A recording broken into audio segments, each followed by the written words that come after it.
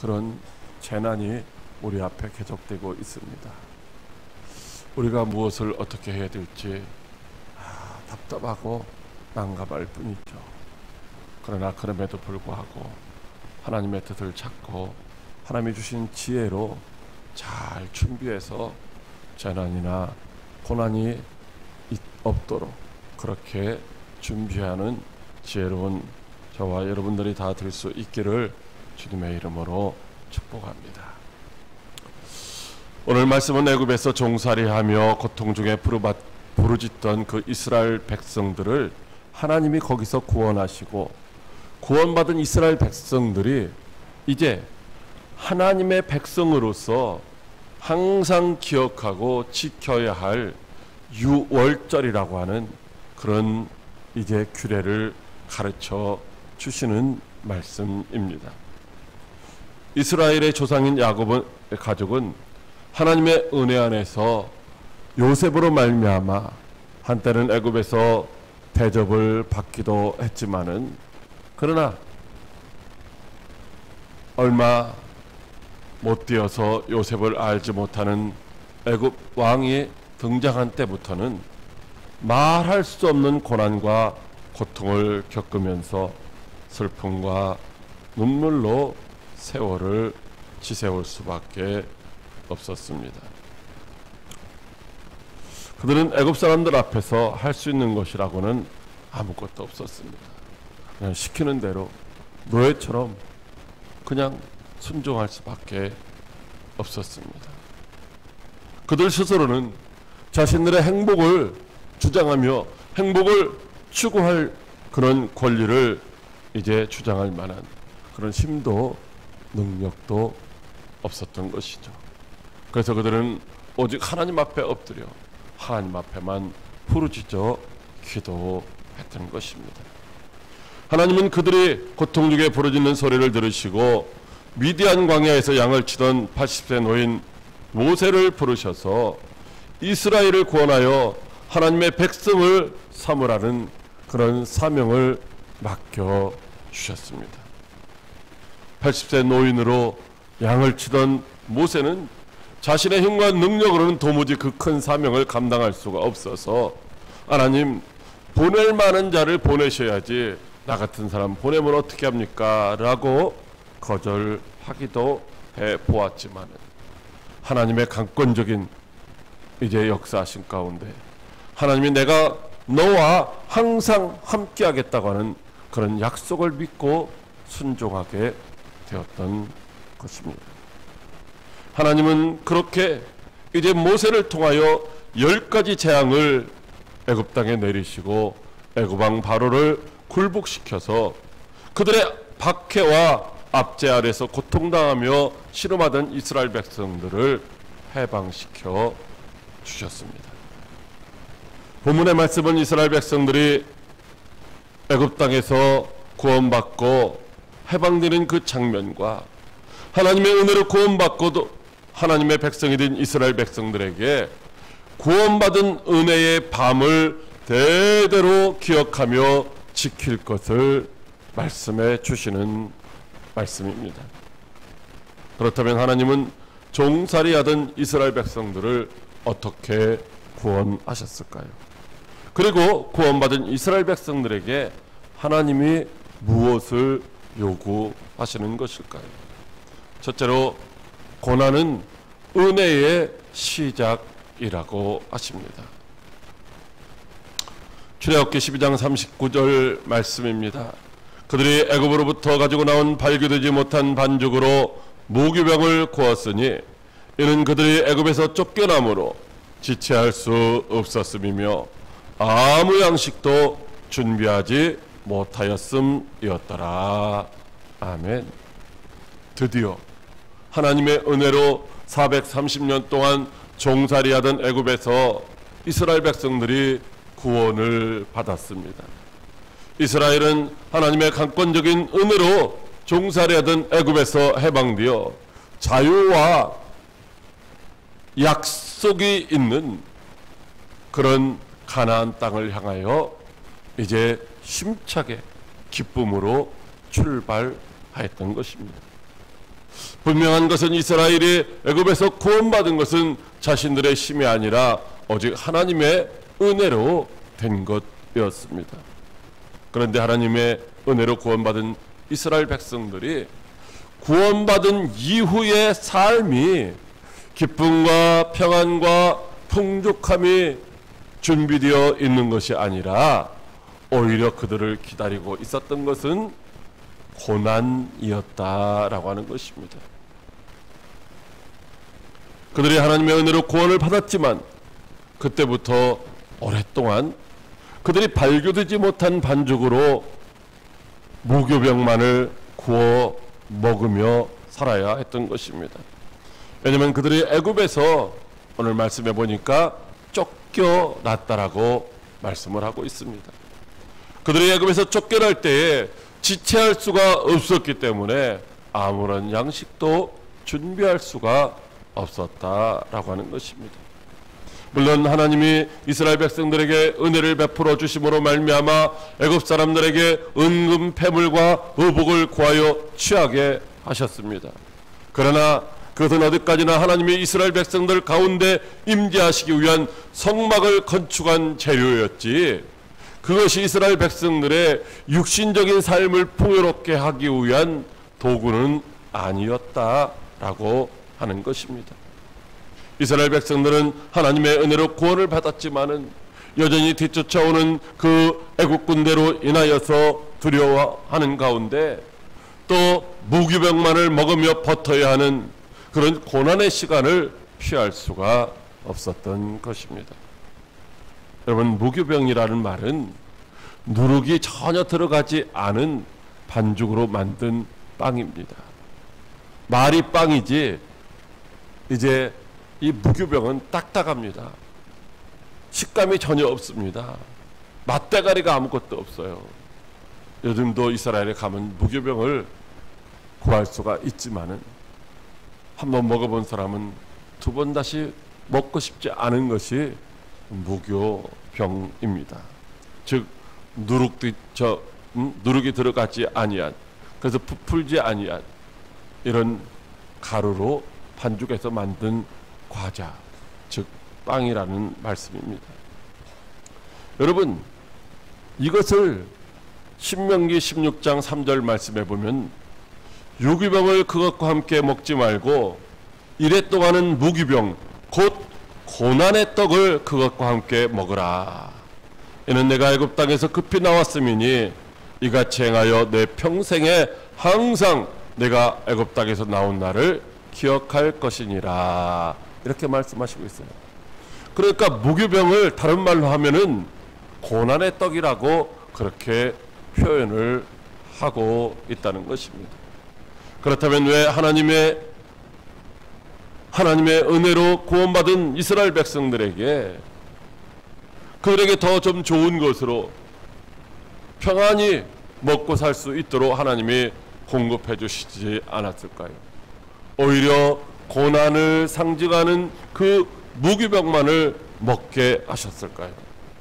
그것은 바로 고난이라고 하는 것은 구원과 축복의 시작이고 통로이기 때문인 줄로 믿으시기 바랍니다.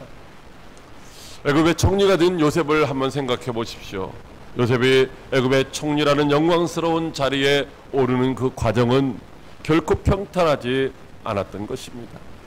형제들에게 미움을 당하고 시기를 받아 이제 미디안 상인들에게 팔렸습니다. 그리고 애굽 땅에서 보디발의 집에서 이제 종살이를 해야 했습니다.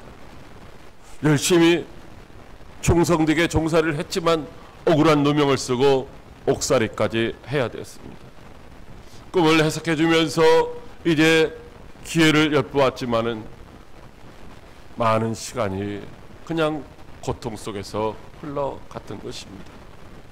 이같이 요셉의 삶은 점점 더 고난의 깊은 수렁 속에 빠져 들어가는 것 같았지만은 전혀 희망이나 소망이 없는 삶의 나락으로 떨어지는 것 같았지만, 그러나 요셉은 그 고난의 깊은 자리에서 애굽의 총리가 되는 놀라운 은혜와 축복을 받은 줄로 믿으시기 바랍니다.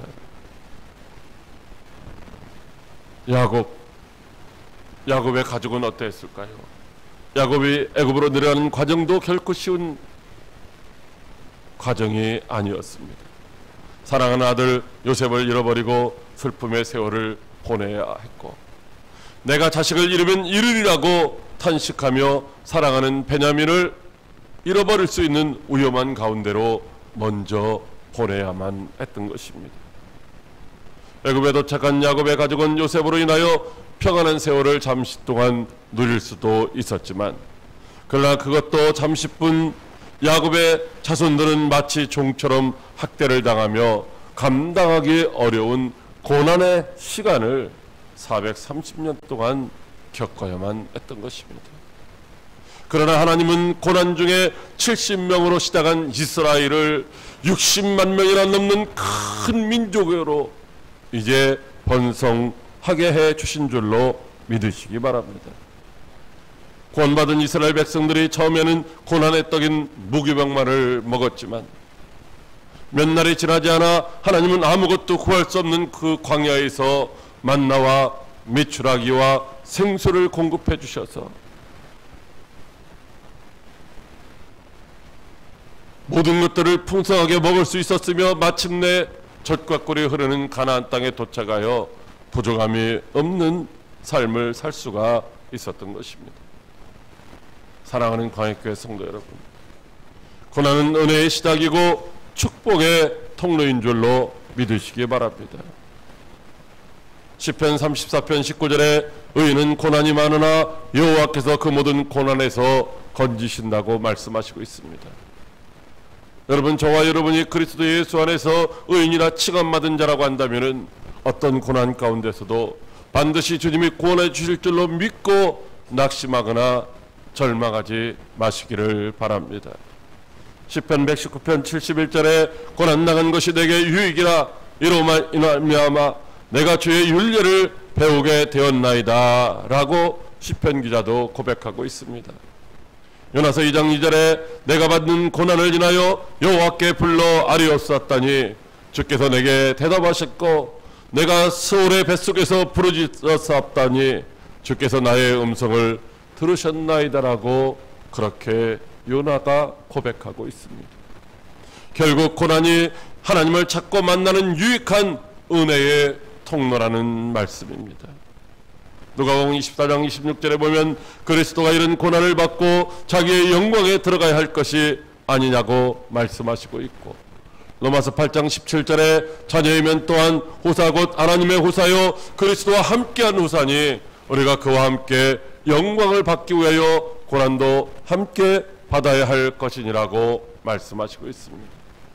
그렇습니다. 예수님도 십자가 고난을 통하여 부활의 영광에 이르신 것처럼 우리도 그리스도와 함께 영광을 받기 위하여 주와 복음을 위한 고난을 기꺼이 받아야 한다는 말씀인 것입니다. 그러므로 오늘 우리가 겪고 있는 이 장마비로 인한 고난이나 혹은 코로나19로 인하여 이 무더위 속에서도 우리가 입을 틀어막고 할 말을 제대로 못하며 하고 싶은 일을 마음대로 못하는 이런 환경 속에서도 원망하고 불평하는 것이 아니라 오히려 주님을 더욱더 가까이 할 수 있는 기회고 주님을 만날 수 있는 은혜의 과정임을 믿으시고 그리스도의 영광에 함께 참여하는 축복의 통로로 나아가는 여러분들이 좀 힘들고 어렵더라도 참고 견디며 인내하여 마침내 승리의 궤가를 부르며 하나님 앞에 영광을 돌리는 복된 성도 여러분들이 다 되시기를 주님의 이름으로 축복합니다.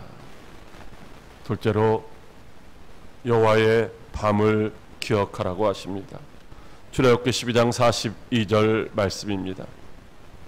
이 밤은 그들을 애굽 땅에서 인도하여 내심으로 말미암아 여호와 앞에 지킬 것이니 이는 여호와의 밤이라 이스라엘 자손이 다 대대로 지킬 것이니라. 아멘. 하나님은 애굽에서 구원받은 이스라엘 백성들에게 여호와의 밤을 기억하고 대대로 지키라고 말씀하시고 있습니다. 이 여호와의 밤은 여호와 하나님의 은혜로 이스라엘 백성들이 애굽에서 구원받은 그 밤입니다. 하나님의 은혜로 구원받은 날을 절대로 잊지 말고 하나님 앞에서 지키라는 말씀입니다. 우리도 일제 강점기 하에서 해방된 날을 기억하며 8월 15일을 그날을 광복절로 지키고 있죠. 이번 주간에 바로 8월 15일 광복절이 들어 있습니다. 여러분, 이 8월 15일 광복절이 어떤 날인지, 무슨 날인지, 무슨 의미가 있는지 모르는 세대들도 지금 많이 있습니다.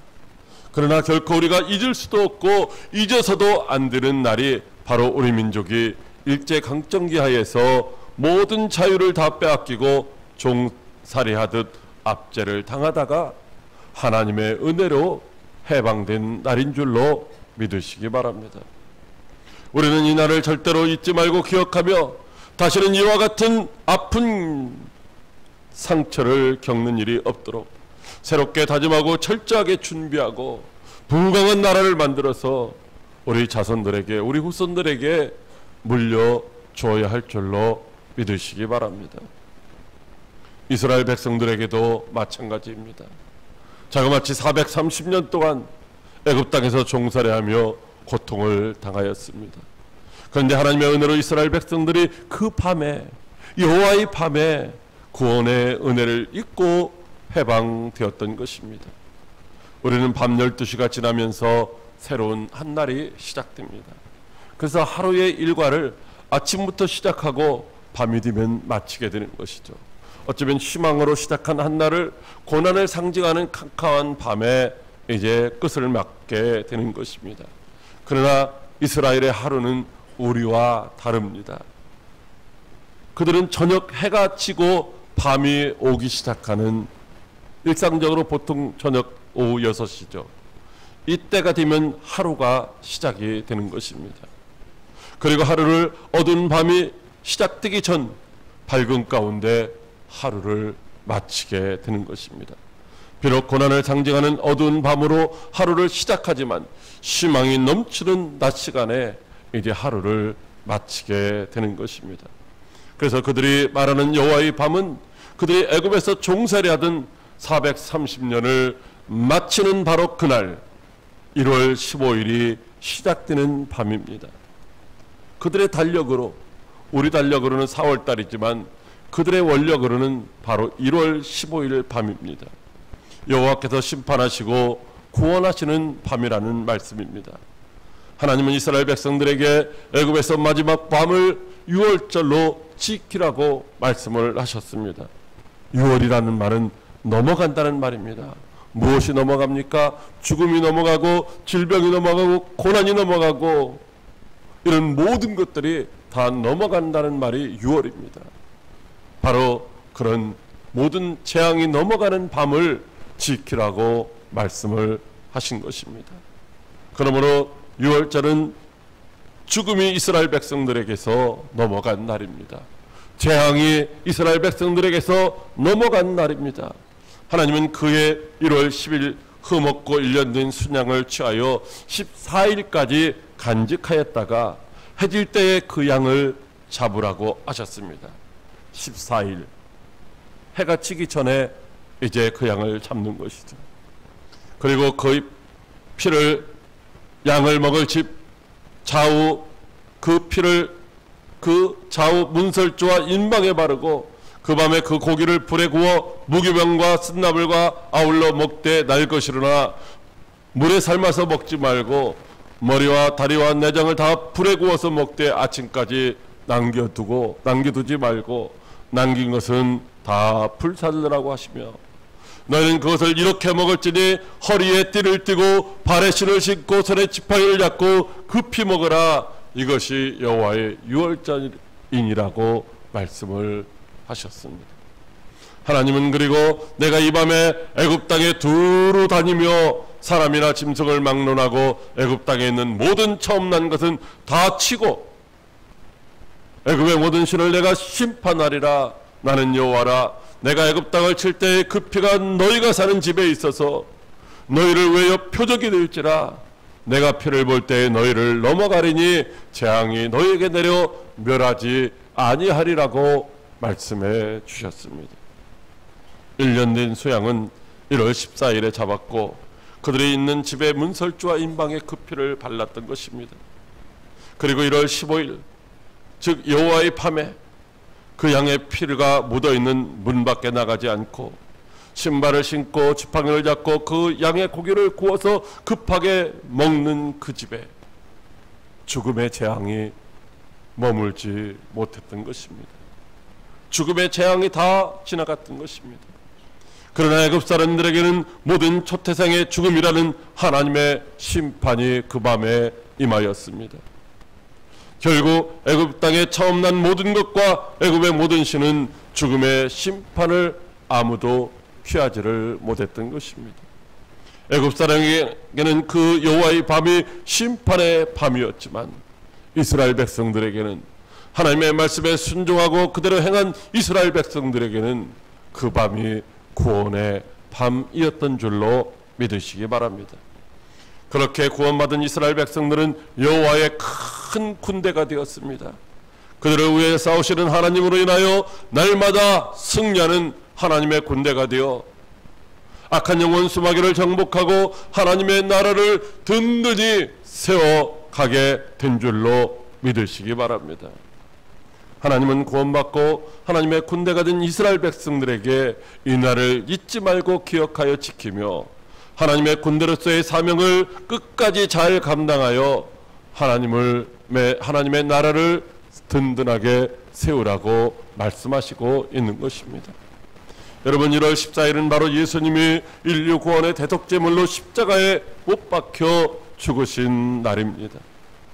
그리고 1월 15일은 당시 안식일로 예수님이 우리를 대신하여 그 캄캄한 절망적인 무덤 가운데 갇혀 계시던 날입니다.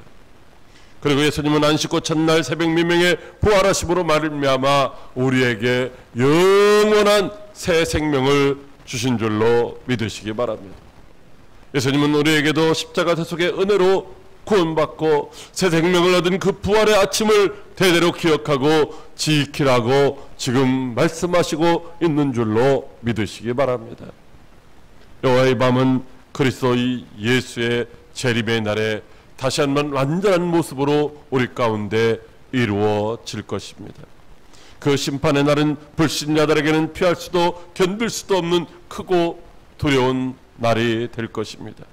그러나 우리는 우리가 주님의 십자가 대속의 은혜로 구원받은 그날을 항상 기억하고 기쁨으로 지켜야 할 뿐만 아니라 다시는 다시 말 여호와의 날을 두려운 마음으로 깨어 근신하며 다시 오시는 예수님을 신랑으로 맞이할 수 있도록 잘 준비하는 지혜로운 성도들이 다 될 수 있기를 주님의 이름으로 축복합니다. 셋째로, 누구든지 구원을 받는다고 하십니다. 출애굽기 12장 48절 말씀입니다. 너희와 함께 거류하는 타국인이 여호와의 유월절을 지키고자 하거든 그 모든 남자는 할례를 받은 후에야 가까이하여 지킬지니 곧 그는 본토인과 같이 될 것이나 할례 받지 못한 자는 먹지 못할 것이니라. 아멘. 구원받은 이스라엘 백성은 대대로 여호와의 밤을 기억하고 유월절을 지키라고 하십니다. 유월절은 양을 잡아 문설주와 인방에 바르고 양의 고기를 먹지만 특별히 무교병을 함께 먹는 이 무교절을 이 유월절 기간 중에 7일 동안 함께 지키는 절기입니다. 그러니까 유월절이 포함되어 있는 것이 무교절인데 무교절은 하루가 아니라 7일이라는 것입니다. 그래서 합하여 8일 동안 무교병을 먹어야만 하는 것입니다. 그런데 이 무교병을 먹을 수 있는 사람들이 누구입니까? 구원받은 이스라엘 백성들 뿐만이 아니라는 것입니다. 이스라엘과 함께했던 허다한 잡족들도 구원의 상징인 무교병을 먹을 수 있었습니다. 다만 이스라엘과 함께 구원의 상징인 유교절을 지키고자 하는 자는 할례를 받아야만 했던 것이죠.